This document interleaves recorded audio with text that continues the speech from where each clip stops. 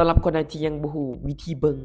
เครือข่ายของ BSC เนาะคือ BP Sound Smart Chain เนาะในการซื้อขายเหรียญเนาะเราต้องใส่พวกนี้เข้าสู่แล้วเนาะเขาจะเบิ่งอยู่ไสเดี๋ยวในคลิปนี้จะพาทุกคนมาทำความเข้าใจไปนำกันเลยเนาะโอเคเนาะเดี๋ยวเราไปเบิ่งนำกันก่อนอื่นหมดแม่นให้ทุกคนล็อกอินเข้ามาที่เว็บไซต์ XR Trade ก่อนเนาะเข้ามาที่กระดานเทรดแล้วเนาะ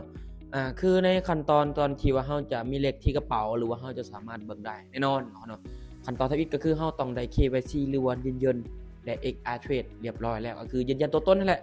คลิปเจมก็เฮ็ดลงไปแล้วเนาะมีแต่แต่ละคนใครที่ยังบ่ทันยืนยันก็ว่ายืนยันแล้วก็เฮ็ดตามคลิปคนโอเคเนาะแล้วก็เข้าไปที่3ขีดก่อน3ขีดแล้วเนาะมันจะเห็นว่าเขียนว่ากระเป๋าเนาะกระเป๋าเด้อ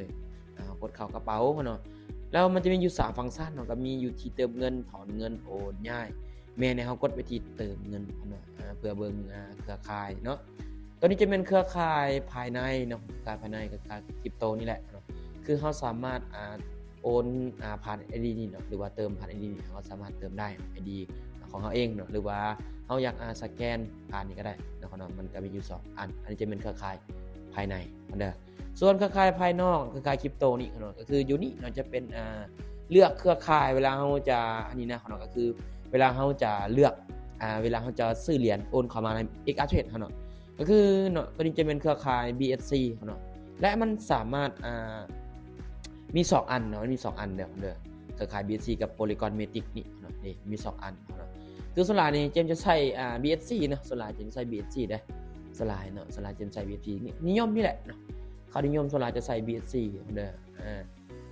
นี่จะเป็นเครือข่ายของมันเนาะอันที่อยู่สำหรับฝากเนาะที่อยู่สำหรับฝากนี่จะแม่นอันนี้เฮาสามารถเอาเลขกระเป๋านะเลขกระเป๋าด้านลุ่มนั่นที่อยู่เนี่ยหรือว่าเฮาสามารถสแกนโค้ดนั้นก็ได้เนาะถ้าว่าเขาจะสแกนหรือว่าเขาจะคัดลอกก็ได้ส่วนหลายนี่เจมจะคัดลอกเอาส่วนหลายเนาะเวลาเติมเหรียญอย่างต่างๆเจมจะคัดลอกเอามันจะง่ายกว่าเนาะคือเครือข่ายนี่ตอนนี้เนาะใน XR Trade นี่มันจะมีอยู่2อันก็คือ Polygon ก็คือ POL ก็คือ Polygon Matic เนาะแม่นบ่ Polygon Matic นี่แหละเนาะอังกฤษก็ค่อยอ่านบ่เก่งปานใดมันสามารถโอนผ่านบล็อกเชนนี่ได้เนาะเครือข่ายนี้ได้ว่าจะเป็นเว็บไซต์อื่นของบล็อกเกอร์อื่นก็เขาเจ้าส่วนหลายเขาเจ้านิยมใช้อันนี้คือกันนี่แหละเนาะก็คือเครือข่ายBSC เนาะ BSC Smart Chain BP Sound นี่เขาเจ้าใส่ส่วนหลายเขาเจ้าใส่ตัวนี้เนาะบล็อกเกอร์อื่นก็ใส่ว่าจะเทรดหยังก็ตามเขาจะใส่ผ่านนี่แหละเนาะในการโอนผ่านเนาะคือเจมก็นิยมใส่ตัวนี้ส่วนหลายเนาะ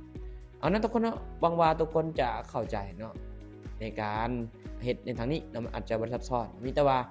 โดยการลงทุนเนาะเขาเนาะมีความเสี่ยงใครที่จะเข้าลงทุนให้ศึกษาเรียนรู้ให้เข้าใจรายละเอียดก่อนที่ว่าจะนำเงินเข้ามาลงทุน